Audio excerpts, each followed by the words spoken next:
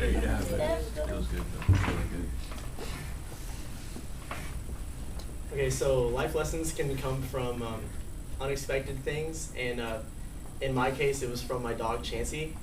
I remember being 2 years old, and my older brother was 5, and he had just started school. And every single day, after a full day of coloring on everything, including the walls,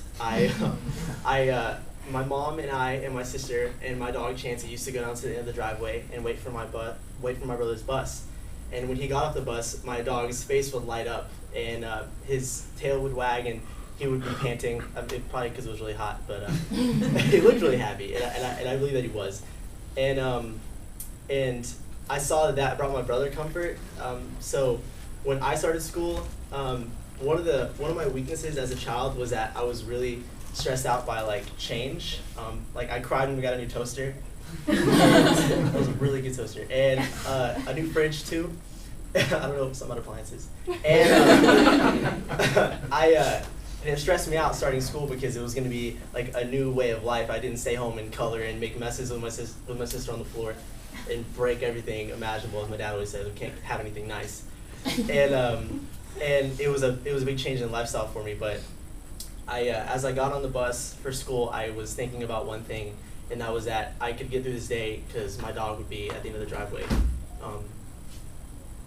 when I got home. And so I get through that day, and I see my dog, and he's wagging his tail, and he's panting, and he just looks really, really, really happy. And I think at that moment I learned, because I learned that I should never be sad. I should always be happy because my dog always had stuff to be happy about. I mean, I never saw him like angry or sad or just laying around. He was always running around playing with us. And I guess I took that to an extreme through life because I pushed sadness aside like whenever I could. I like rarely cried. Dylan knows. I'm like really never sad. And eventually go forward to sophomore year, and I know it's a big jump, but he aged, and his health started declining, and we stopped seeing each other as much because I didn't ride the bus anymore, obviously. And I remember he got cancer on his toe, and he lost a lot of weight, and eventually every single time I walked in the door, I would just open the door and go straight to my room, and I never really saw him in the corner of my eye. He'd always be laying on the couch in the corner of the living room, just sleeping or just sad. But I just kind of shook it off because I learned from him that you should never be sad about anything. And a couple months ago, we had to put him down. And I remember being in that veterinary room, and he was shaking and scared, and I saw that. And I remember looking at him, and he looked at me, and I saw his eyes close, and he stopped shaking. And he hadn't gotten the injection yet, but I just saw in his eyes that he knew that you can't always be happy, and that sometimes it's okay to be sad, and that it can be a comfort to people. And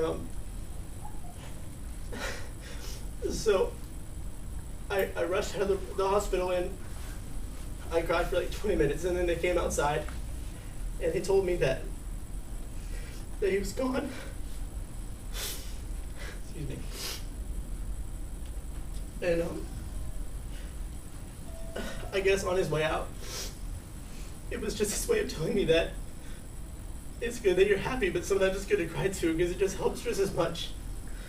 And I know that I was his whole life, and he was only a part of mine, but I'm gonna carry the things he taught me through the rest of my life, and embrace sadness, because sometimes it really just helps you get through the day. And through sadness, you found peace in his last moments.